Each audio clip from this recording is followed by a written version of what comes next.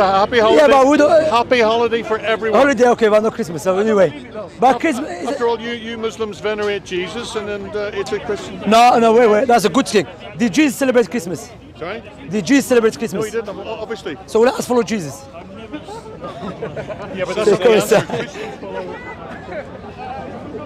Did you know what he said? Christian follow Christmas. David, who says, we have friends who do not celebrate Christmas because they say December 25th is really a pagan holiday. While I agree that Jesus may not have been born on December 25th, he certainly was born as described in the Bible. How do I respond to them? Well, in a sense, tell them they're right. You see, the winter solstice a couple of days later was the shortest day of the year, and the pagans had something called Saturnalia. And it was a time of lawlessness because all the laws were suspended. And people, a bunch of singers actually wandered the streets naked singing. And then they had orgies, sexual orgies. It was a mass thing. Well, when the Catholic Church came along in Italy, the Romans and others didn't want to give up their holidays. So they said, okay, we'll Christianize it.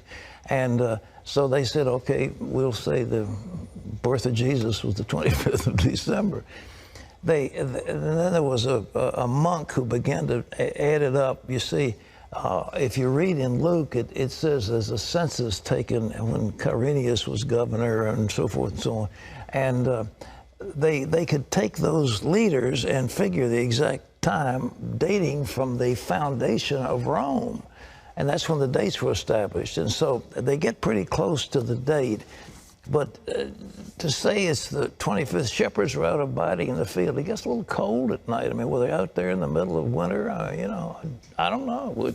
I've been out there on the shepherd's field on Christmas Eve. It's very nice. But it's cold.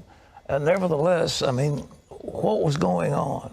So all this business about mistletoe, pagan. Christmas trees, pagan.